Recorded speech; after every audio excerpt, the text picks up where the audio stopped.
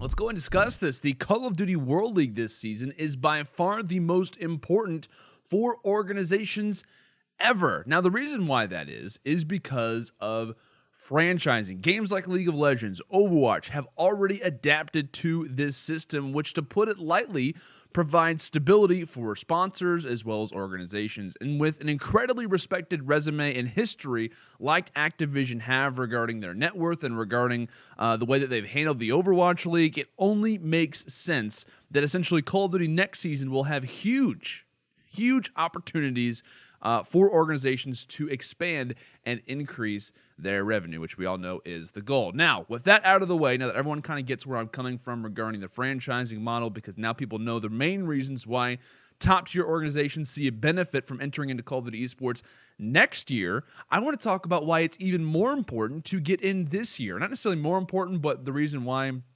it is a huge benefit if organizations can get in this year compared to next year, and the benefits that they will have if doing so. Now, however, the reason why I want to stress this topic so much is obviously because of entering this season, and I want to kind of go over a few different reasons as to why that is. First off, let's cover the fact that teams this season can make unlimited changes during 3 different periods of the league. Unlimited changes, to me, should not even be possible this year. Everyone's been saying, oh, they're preparing for franchising. They're getting ready for the model. They want to go ahead and give the organizations all the power to prepare for next season. And I don't get that excuse. I really don't. I don't get that excuse because we aren't in franchising yet. We haven't even fully swapped over to a franchising model. So why are we trying to adapt to all of those little things when we aren't even in that model yet? Let's not try to trick ourselves here. Now, I'm someone who believes if you are going to complain about something, especially something like this, you need to provide a solution. And my solution is quite simple. It's pretty much going back to what we've done in the past. Now, I don't have a problem, right? I understand giving the organizations the power. That makes sense to me. I can get around that. I can kind of turn my mind and get to that point. However, what to me is a easy fix for this entire thing is the 3-man rule. That is my solution. You put a rule that says 3 players must stay on the roster. Let's use Midnight, for example, right? Let's say Midnight wants to make a roster change. And let's say they want to do it during the first roster period. And as long as they keep, let's say, Brack, Jet Li, Parzillion, just 3 players, they can trade away Lamagod and Envoy. And let's say they want to pick up like pre-stud methods. Let's say the second roster trade period rolls around. And as long as they keep 3 players from the last portion of the last roster change period, meaning Priesta, Brack, Methods, then that's fine. My thing is that as of this moment, if for example, let's use another one. As of this moment, realistically, Red Reserve, if they aren't happy in the first third of the season with their team, they can drop the entire roster. Then the next roster period comes around. They pick up a whole new 5-man roster. They're not happy with that team. Let's get them out of the way too. But the biggest deal for me is that all of these teams, all of these players, they worked for this spot. It wasn't a matter of an organization picked them up like the franchising model suggests.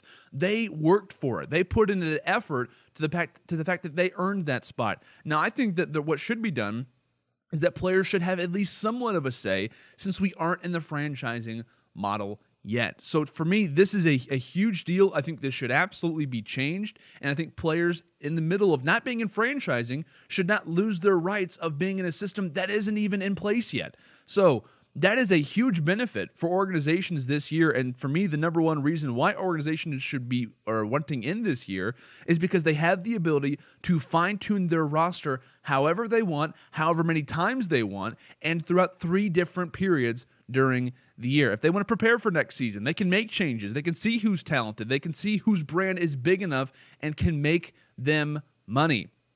Now, let's go ahead and say this, right? Let's go and talk about, for me, what translates into this, which is also another benefit: contracts. Unless change is made, teams can get players in a contract for much less right now. Let's say Zuma, right? Zuma from FaZe Clan. Let's say he's released, and as of this moment, he's not, so I'm just kind of throwing a random player out there. Nothing related to that exactly. Let's say Zuma is released as a free agent from FaZe. It was rumored he was making, like, this was public knowledge, it was rumored that he was making like $15,000 to $20,000 a month last year.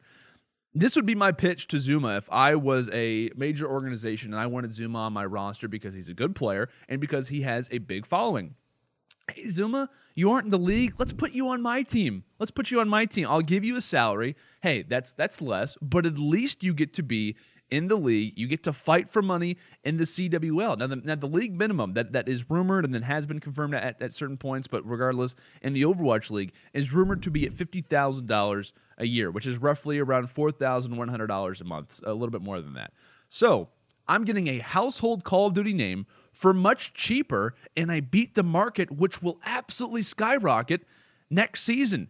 And the reason why that is, and the reason why people might be saying, well, why is it going to skyrocket next season? With franchising, the amount of money that these spots are going to cost, what I think League of Legends and Overwatch League, upwards of like 10, 15, 20 million have been rumored by how much those spots cost to get in.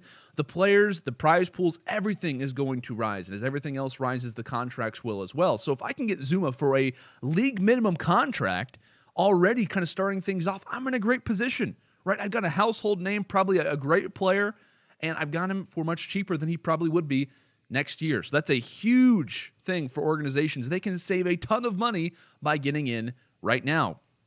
Now, there's also going to be an applying process. At least there was for the Overwatch League. There was one that was done for the LCS, of which essentially you are writing to Activision and you're pretty much applying to try and get one of the 12, 16 spots. I'm not really sure how many there's going to be for Call of Duty next year, but you kind of get my point. So if I'm an organization, and in this case, and these applying processes are very, very important. Those are the keys that get you into the league. And the reason why we've seen, if you do follow the Overwatch League or even League of Legends more primarily, a huge deal has been organizations not getting in, and a lot of people have said that's based on the way that they applied, the way that they were in that applying process. So if I'm an organization and I get in this year, right, I get in the Black Ops 4 2019 Pro League, and I say, Activision, I was already in the league. I was here before franchising. I'm not like all these other organizations who want to get in here just to make a quick dollar. I care about Call of Duty Esports. Whether you do or not is up to you. But at least you get the opportunity to say, hey, I was here, right? I already have players. I have a coaching staff. I have all these things already in my favor to the point where I was here already, guys. I want to make the game a better place, essentially. So that's, to me, a huge deal that a whole lot of people aren't really going to realize. For the organizations, this is a massive, massive benefit for you. And finally, another benefit of getting involved this season, and I already spoke about it a little bit, is the staff, the coaching staff that you can have, the managers, the analysts, whatever it may be. You can get ahead of the game and prepare for what next season will hold. We've already seen in the LCS, major organizations get in and have no idea what they're doing. They have no clue what's going on. They are looking to try to find an expert on who can help them kind of put together a roster, a coaching staff, an analyst to help them kind of prepare for different games. It's going to be a big deal next season, and if organizations are kind of not already having a coaching staff, a system around them, they're going to be in a pretty awkward spot. If their staff isn't up to par, there's no way these investors are going to know who to try and grab. So that's another big reason. So we've already heard the rumors, and I've already heard names like TSM and CLG get thrown out there that they want to be in the Pro League this year. And the reason why that is, just to recap, is that they can make unlimited changes. They can get contracts for much cheaper because the market's going to skyrocket next season. You have a very, very valid argument as to why you should be in the applying process, and you get your organization prepared by having coaches, analysts, managers who are already familiar with how Call of Duty works. Now, rumor that is out there right now is that Monday, January 28th is the deadline for organizations to buy out teams. Every team must have an official organization signed by then, and there are definitely a few to try out. We have Midnight, Accelerate, UYU, Team Space League, etc. We've been seeing countless tweets kind of being thrown out there as far as whether teams are going to be buying them out or not. Team Space League obviously has to have one. The others are kind of up for grabs, possibly. We've already heard a few saying that they are interested and whatnot. But to me, getting into the league this season would overall be a huge advantage when it comes into franchising next season, and I think we're going to see a major organization get in early and take advantage of the benefits, because now is the time for organizations to get into Call of Duty. Also, I want to say a massive thank you to everyone out there who has ever watched, who currently watches, or will in the future watch a Dispatch segment. This was officially our 50th segment ever done here on the YouTube channel, so I just want to give a very quick and a huge thank you to everyone who has watched these. It has been a blessing to see you guys show as much support as you have, and everyone, including myself here at UMG, really do appreciate the support.